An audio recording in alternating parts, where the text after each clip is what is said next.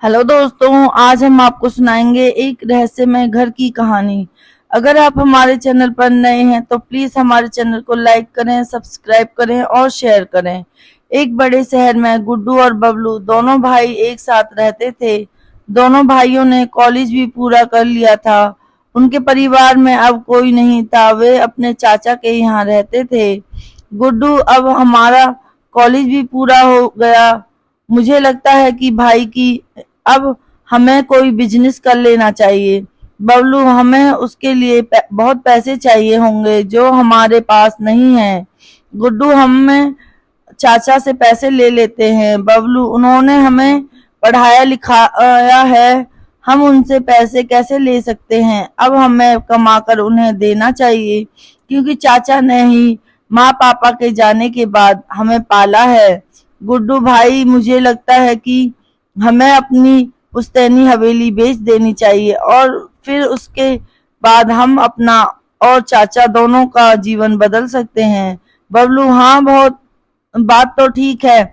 फिर कल सुबह अपने गांव राघवपुर के लिए निकलते हैं। वैसे भी हवेली खंडर है, उसे देखने का कोई फायदा नहीं है। बबलू और गुड्डू सुबह की योजना बनाकर सो गए।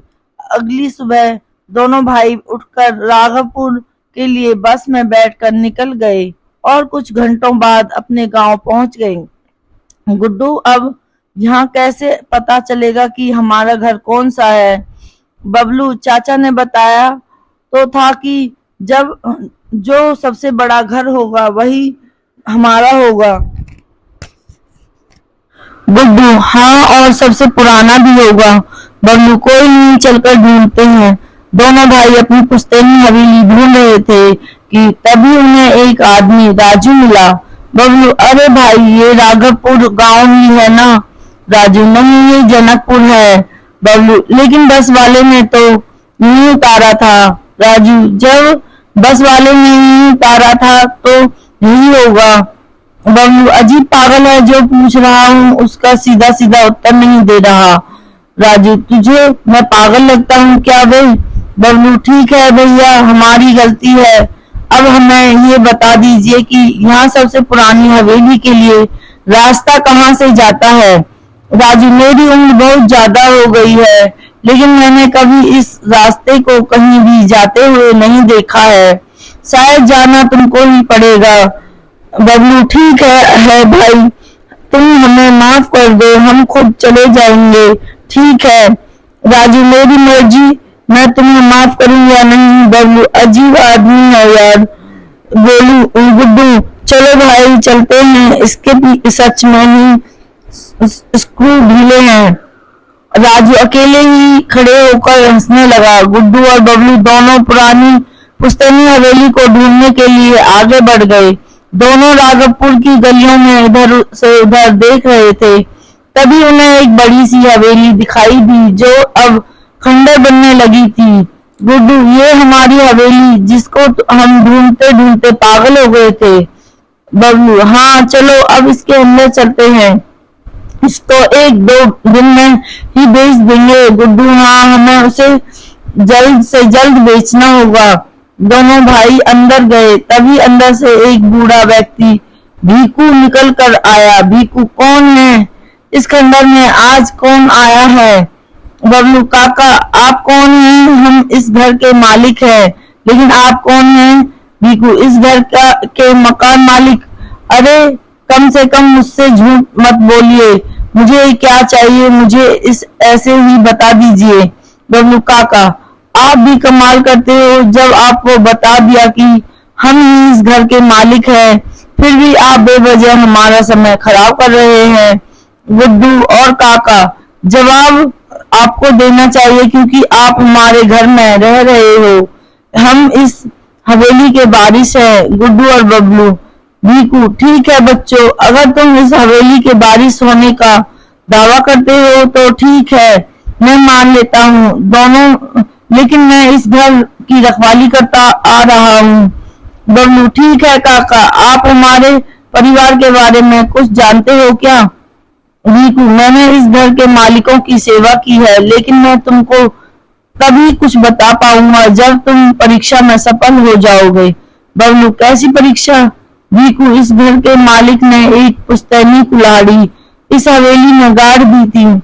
तुम्हें उस कुल्हाड़ी को उखाड़ना होगा। बबलू, लेकिन हम उस कुल्हाड़ी को क्यों उखाड़ेंगे? भीकू, क्योंकि अगर तुम उस कुल्हाड़ी को उखाड़ पाए तो ये साबित हो जाएगा कि तुम इस घर के असली वारिस हो। कुछ समझे? बबलू, नहीं, आप कैसी बातें कर रहे हैं? कुल्हाड़ी उखाड़ना भी इतना बड़ा काम होता है क्या कि उसी से हमारे बारे में पता चलेगा? भीकू, हाँ, अगर तुमने उसको उखाड़ दिया तो मैं मान जाऊंगा कि ये घर तुम्हारा ही है, क्योंकि इतने वर्षों से यहाँ अनेक दावेदार आ चुके हैं, लेकिन उस कुल्हाड़ी को कोई भी नहीं उखाड़ पाया। बबलू, ये कैसी परीक्षा है? ये मेरे लिए अजीब है। भीकू, मैं तुम्हें तुम्हारे माँ बाप के बारे में भी बताऊंगा। बबलू, हमारे माँ पापा का देहांत हो चुका है। इसके अलावा कुछ और भी रहस्य है? अगर ऐसा है तो ठीक है, हम दोनों परीक्षा देंगे, लेकिन उस कुल्हाड़ी को उखाड़ने के बाद क्या होगा? भीकू, ये सब तो तुम्हें कुल्हाड़ी उखाड़ने के बाद ही पता समझ आएगा, क्योंकि ये एक जादुई कुल्हाड़ी है, तो कुछ तो खास होगा। बबलू, ठीक है, कुल्हाड़ी कहाँ है? भीकू, बेटा देख लेना, अगर तुम सच में इस हवेली के वारिस हो तभी इस कुल्हाड़ी को उखाड़ने की कोशिश करना, वरना जान से भी हाथ धो सकते हो। बबलू, हम सही हैं, इसलिए हमें कोई डर नहीं है, इसलिए आप जल्दी से उस कुल्हाड़ी के पास ले चलो। भीकू उन्हें हवेली के अंदर ले गया। वहाँ एक पेड़ था। भीकू, ये पेड़ की जड़ में जो कुल्हाड़ी है, तुम्हें उसे उखाड़ना है, ठीक है? वैसे आज तक कोई पहली परीक्षा को ही पास नहीं कर पाया। अगर तुमने इसे उखाड़ दिया तो मैं तुम्हारी आखिरी परीक्षा दूंगा। बबलू, इतनी सी कुल्हाड़ी के लिए हमें डरा रहे थे, इसको उखाड़ना मेरे बाएं हाथ का काम है। भीकू, हाँ ठीक है, आप इसको उखाड़ लो। अगर तुम सच में इस हवेली के वारिस निकले तो मेरी भी जिम्मेदारी खत्म हो जाएगी। बबलू, हाँ ठीक है, मैं इसे अभी उखाड़ता हूँ और आपको जल्दी ही जिम्मेदारी से मुक्त कर दूंगा। बबलू ने कुल्हाड़ी को पकड़ा, लेकिन उसे वो हिला भी नहीं पाया। भीकू, क्यों? तुम भी झूठे हो, तुम भी माया के लालची निकले और मेरा दिल फिर से तोड़ दिया। मुझे वर्षों का इंतजार है। बबलू, आप हमारा विश्वास कीजिए, ये हमारा ही घर है। भीकू, तुम असफल हो चुके हो। गुड्डू, रुकिए, अभी मैंने कोशिश नहीं की। भीकू, ठीक है, तुम भी कोशिश कर लो, और अब कोशिश करके थक जाओ तो यहाँ से चुपचाप चले जाना, वरना मैं तुम्हारा भी वही हाल करूंगा जो मैंने बाकी सबका किया है। गुड्डू, उसकी जरूरत नहीं पड़ेगी। गुड्डू ने भी कोशिश की, लेकिन कुल्हाड़ी इस बार भी नहीं हिली। भीकू निराशा देकर पीछे मुड़कर वापस अपनी टूटी खाट पर जाने लगा। गुड्डू और बबलू ने एक साथ कुल्हाड़ी को पकड़ा तो इस बार चमत्कार हो गया, क्योंकि इस बार बिना किसी मेहनत के कुल्हाड़ी हाथ में आ गई। अचानक से एक बहुत तेज आवाज आई। भीकू ने आश्चर्य से पीछे मुड़कर देखा। भीकू, तुम वापस आ गए। आज मैं बहुत खुश हूँ, क्योंकि आज इस घर में भी फूल खिल गए। मैंने इतने वर्षों से बंजर ही देखा है, मेरी आंखें तरस गई थी। बबलू, वो सब तो ठीक है, अब आपको विश्वास हो गया। गुड्डू, लेकिन हम अब इस कुल्हाड़ी का क्या करना है? भीकू, इस कुल्हाड़ी से तुम्हारे माँ पापा की मुक्ति होगी। बबलू, हमारे माँ पापा तो इस दुनिया में नहीं है। भीकू, अभी तुम दूसरी परीक्षा भूल रहे हो, अब तुम्हें इस पेड़ की जड़ को काटना होगा। बाबा, ये पेड़ काटकर हमारे ऊपर गिर जाएगा। आप क्यों हमारा पागल बना रहे हो? इससे यह साबित हो गया कि ये हवेली हमारी है। अब आप यहाँ से जाइए। भीकू, मेरे यहाँ से बाहर निकलते ही तुम जीवित नहीं रह पाओगे। गुड्डू, हाँ हाँ, बहुत हो गया, अब हमें डराने की कोशिश मत कीजिए। भीकू, तुम्हें अपने माँ पापा का सच जानना है कि नहीं? पहले तुम्हें पेड़ की जड़ काटनी होगी। गुड्डू ने कुल्हाड़ी हाथ में लेकर पेड़ की जड़ काटनी शुरू कर दी, लेकिन पेड़ की जड़ पत्थर के समान थी, वो कट ही नहीं पा रही थी। गुड्डू को पसीने आ गए। फिर बबलू ने कोशिश की, वो भी थक कर दूर बैठ गया, लेकिन गुड्डू ने हिम्मत नहीं हारी और फिर से कोशिश की। लेकिन इस बार उसकी मेहनत रंग लाई, पेड़ की जड़ कट गई और फिर उसमें से एक पीला प्रकाश निकला।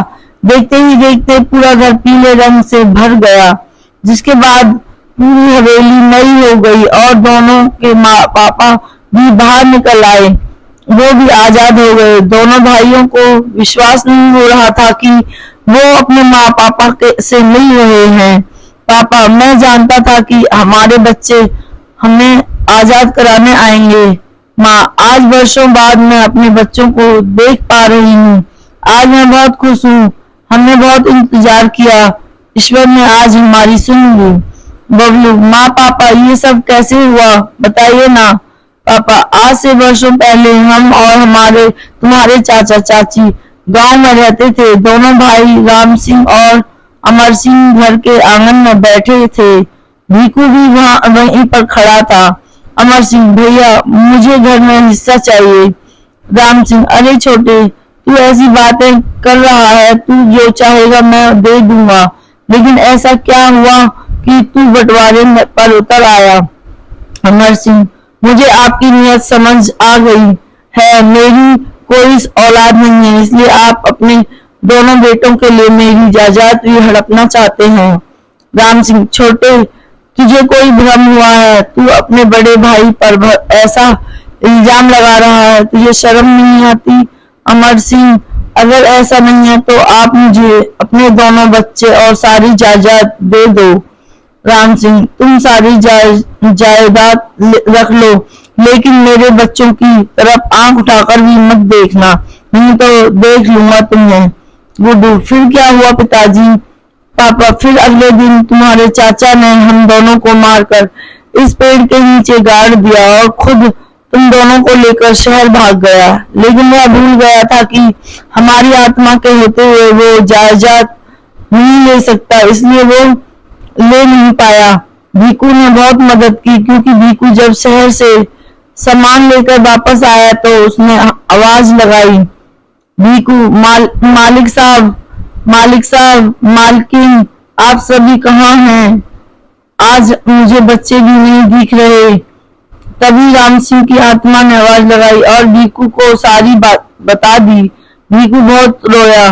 भीकू, मालिक साहब, अब मैं यहाँ रहकर क्या करूँगा, मैं भी जा रहा हूँ। राम सिंह, अब यहाँ तुम्हारी ही जरूरत है, तुम्हें रहना होगा, क्योंकि अमर सिंह जायदाद लेने आएगा और उसे हम जायदाद नहीं लेने देंगे, इसलिए वो किसी और को भेजेगा जिसको हम मार देंगे, लेकिन उसमें हमारे बच्चे भी हो सकते हैं, इसलिए इस कुल्हाड़ी को सबसे खड़वाना, हमारे बच्चे ही इसे उखाड़ कर पेड़ की जड़ काट पाएंगे। हमारी मुक्ति हमारे बच्चों के हाथों होगी। जब तक बच्चे आकर ऐसा नहीं करेंगे तब तक हमारी आत्मा भटकती रहेगी। तब से हम यहाँ सभी बबलू, हम चाचा को सजा जरूर दिलवाएंगे। सभी की आंखों में आंसू थे। गुड्डू और बबलू के माता पिता की आत्मा को शांति मिल गई, उनके चाचा को सजा हो गई और दोनों बच्चे भीकू के साथ गांव में रहने लगे।